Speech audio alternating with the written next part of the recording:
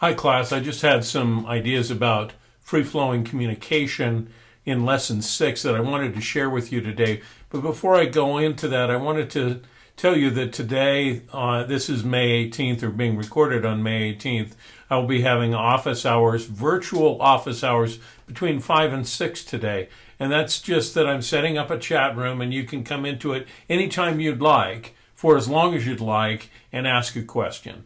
And so that's how that will work. I'll do more of those, probably one later this week, depending on what my schedule looks like. But at least once a week I'll be doing that. And it's a place where you can hear other people ask questions and you can get your own question asked. You can also call me at any time for any reason. I've already spoken with many of you on the phone, and I really enjoy that. If you're having difficulty getting to me through Canvas emails, they very often go to my trash, and I don't know why I can't break that connection. So please send emails directly to my USU email address, scott.hammond@usu.edu, scott.hammond@usu.edu. Now let me talk just a little bit about that idea of free-flowing communication, because I think that's understated in the readings, and there's a reason why this is very important for a highly reliable team. The first kind of free-flowing information you get that's essential is the information that calls you to work. Now that sort of seems great, but you might have, that's not a job description, but that's the assignment that you get, and it kind of defines the team. In search and rescue, we get a page. It's called a call-out. In the UK, in the English vernacular, they call it a shout-out. But you're sitting there at the worst possible time, and a pager goes off, or your cell phone bings, and it gives you some instructions, and it tells you how to get where to go and what to do, essentially. And so we will be meeting at such and such a place to deal with a rescue, and then they give you some brief details.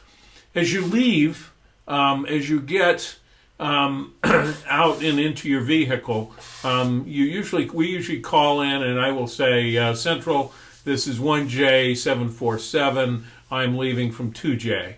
And that's just fancy language that says, I'm calling the dispatcher, I'm giving them my number, and I'm leaving from Provo, which is 2J, the city 2J, and that gives them a sense of how long it will take for me to be there. The incident commander, is listening to this and kind of tracking and figuring out how many kinds of resources they have. That is the second kind of free-flowing communication, and that's the organizational or operational communication, where you're beginning to get organized. Okay, so you've got the first kind, that is the assignment, that we give you the assignment. It's the syllabus of your work, right? And then the second one is, now we got to get organized around that work. And we got to figure out how and what we're going to do to get organized. And that is, in our case, when we do search and rescue, is very, very formal, because you have to use those little codes I was describing to be very precise and very quick. So one of the things in surgical teams that they talk about a lot is that doctor that just loves that old surgical tech that can read his mind or her mind, that can kind of figure out ahead of time what you need. It's that operational communication that by my eyes, by the situation, I know exactly what I need, and they're communicating and working as a team that way. They don't have to say, I need the blah, blah, blah, forceps to do blah, blah, blah, blah, blah every time they need something. It's that kind of anticipatory communication that is that second kind, that operational kind. Now, we have a channel on our search and rescue frequencies. We have several of them, but one of them is called the TAC, or the tactical channel. And it's often the channel that we use to chat with each other. It's usually a lot less formal. But you can see in one of the videos that you're looking at for this class that there's a situation where we're using the tactical channel for communication in an operation, in a lowering situation. And in that case, you do not chat. You focus operations only, and that's what you work on. And so what I'm trying to say there is that these different communication channels, these different kind of tools, their use varies from time to time, but you don't get into the chatty social stuff when you're in an intense operation of some kind. It just doesn't happen. Now, the third kind of communication is in a lot of ways ongoing, and that is the social kind of communication. How do you chat with each other socially? And of course, how do you communicate with each other socially? Of course, this is where all of the chat rooms come in. And after we had, people were using GroupMe and other places like that for social interaction in the office space, then they evolved back to that operational kind of function as well. And so when you can see GroupMe and some of the other social interaction at work softwares evolve also into operational kinds of uses as well. And so there is that, but there is always and should always be, kind of a lunchroom where you can get together and chat and share each other's concerns and share each other's family situations and and socialize. And that is ongoing in any workplace, and that free flowing thing is always there. Now, the fourth kind of communication is related to learning. And learning, of course, is essential in a highly reliable team, and it's ongoing. And it sort of happens at two levels. It happens at a group level, where people stand around and talk about what happened, or it may happen at an individual level, but it is very often related to performance.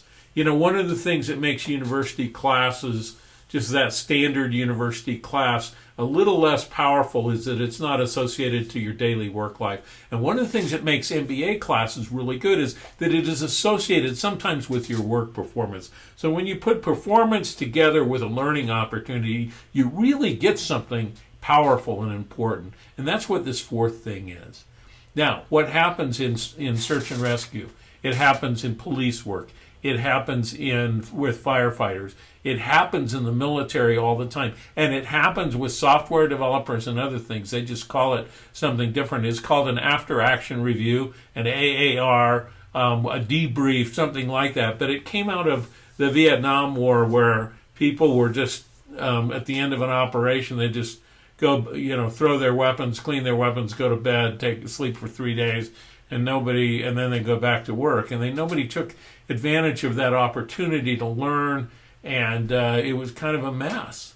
And the military started to do, particularly the Army said, after every action we will stand in a circle, and they had protocols for this. What we do in search and rescue is we stand in a circle, even if it's 2 o'clock or 3 o'clock in the morning and raining. We're standing in a circle, and we go around the circle, and everybody gets a chance to say something.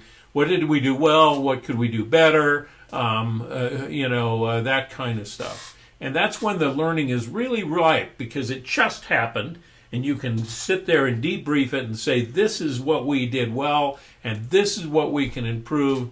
And then sometimes that somebody gets pulled aside and said, this is where you need some skill development, or you were great. It was a team thing, but this was really good for what you did for the team. And so those are the kind of times when that fourth kind of communication, that learning communication, happens, and it's really, really powerful.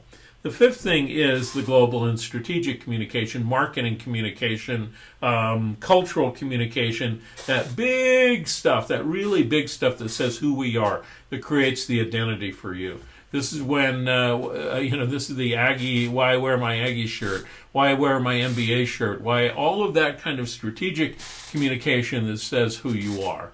Even right here, I've got the Utah County Sheriff search, we wear this, we love this. I mean, that's actually the thing that seems to make the most difference to a lot of my colleagues, is they love having these T-shirts. I almost don't have a T-shirt that doesn't say Search and Rescue of something on it, either a conference I've been to or the team, because that identity is so important. That identity for being part of Utah State is so important. That identity of being part of Search and Rescue is so important. That identity of working for that particular company is so important. And that's that bigger strategic communication that you have to have. It's also sometimes formal, where it comes down through the hierarchy and reinforces the hierarchy in the command and control system. So back to the 5 kinds of communication. There's the communication that connects you to the activity. There's the communication that is operational, that sort of manages the activity. Then there's the social communication that kind of is the context that everything is created by which. And then there's the review, the learning communication, and finally there's the strategic communication. And those are the 5 kinds of communication that you see. And when it's free flowing and when it works, it's exceptional. Now, one more thing I need to say. Communication is usually, when we survey in organizations and look at where we can improve and what can be better, communication is very often the single lowest item. So in the highly reliable teams data that we gather, there are 9 characteristics of highly reliable teams. You're learning them. You're working on them in this class. The lowest score that we get is for communication. That is that communication is difficult. It is idiosyncratic, so everybody expects something different than the person sitting next to you, and those expectations are rarely met. If you were a therapist, you could make a living, you could make a career out of just telling people to better communicate and showing them skills related to that. You can always be a better communicator. You can always communicate better as a couple, as in a marriage, in a relationship of any kind. You can always communicate better, and that's certainly true at work as well. Thanks, everyone. Take care.